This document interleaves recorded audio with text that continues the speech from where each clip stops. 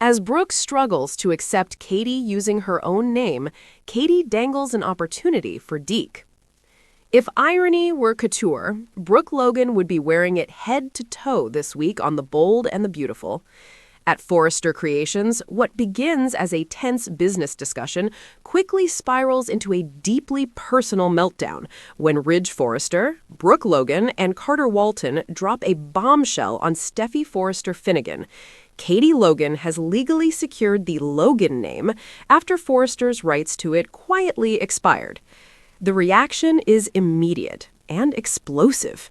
To Brooke, this isn't just about branding, it's about ownership, identity, and control. Her face hardens as she declares she barely recognizes her own sister anymore, stunned that Katie would dare stand her ground instead of folding like she's apparently expected to.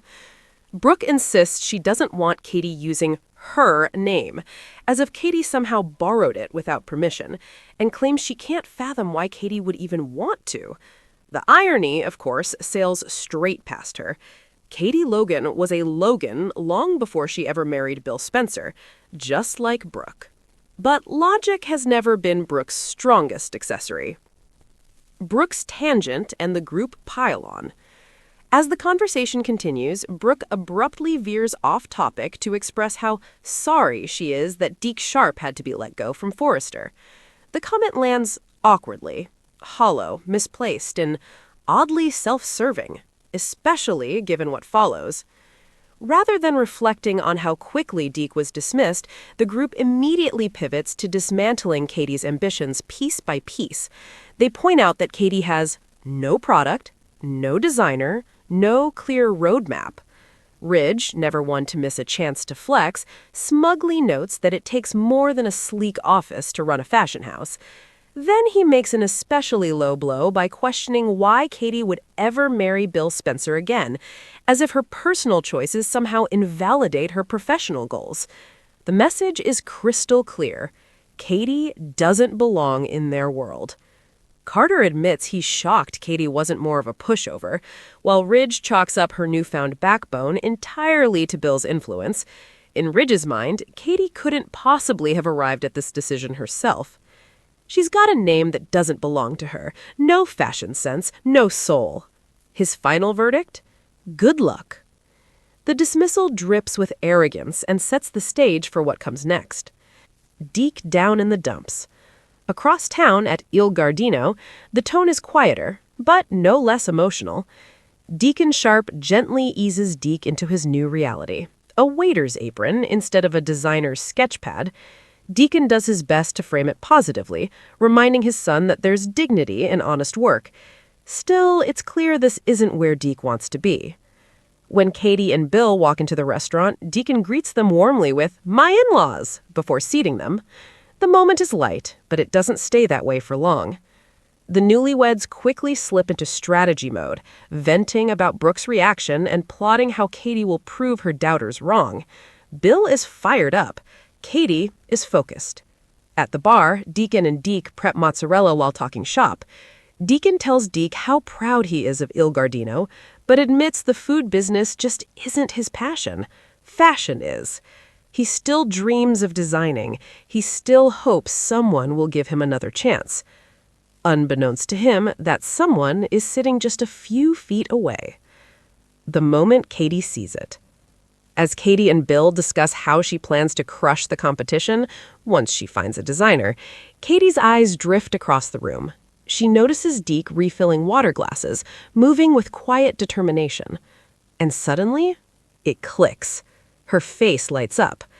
Maybe the solution to her biggest problem has been right in front of her all along. Katie sends Bill to the bar with his plate and waves Deke over, casually inviting him to sit down. She tells him she wants to talk about his dismissal from Forrester, a subject that still clearly weighs on him. Deke hesitates, then agrees. This is no coincidence. This is opportunity. Seeds of something bigger.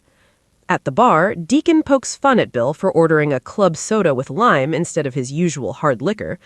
Bill grumbles that he's trying to clean up his act. Deacon admits he's impressed, not just that Bill landed Katie again, but that he finally got off the Brooke train. Bill doesn't deny it. Back at the table, Deke opens up to Katie about how much he loved working at Forrester Creations. He understands why Thomas and Zende were prioritized. They have seniority and legacy on their side, but that doesn't make the disappointment sting any less. Katie listens closely. She doesn't interrupt, she doesn't patronize. Instead, she leans in and encourages him not to give up on his dreams. Sometimes, she hints gently, opportunities come from unexpected places. And sometimes, dreams really do come true. The final irony. Later, Deacon confides in Bill that he's considering expanding Il Gardino. Bill instantly clocks what that means. Deacon may be looking for an investor.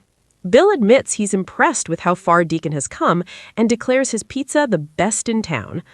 But Deacon sighs, admitting Deke has no interest in the restaurant business at all. Fashion is. Deacon doesn't get it. Bill doesn't get it. But thanks to Katie, they're about to. Meanwhile, back at Forrester, Ridge continues ranting, doubling down on his belief that success in fashion requires soul, something Bill could never possess. And by extension, neither could Katie. They may have money, they may have an idea, but according to Ridge, they have no design team and no heart. Famous last words. Because while Brooke clings to ownership she never truly had, and Ridge underestimates the sister he's written off, Katie Logan is quietly building something powerful, with purpose, loyalty, and talent the Forresters were too arrogant to recognize. And when that first collection walks the runway, they'll finally understand what they lost.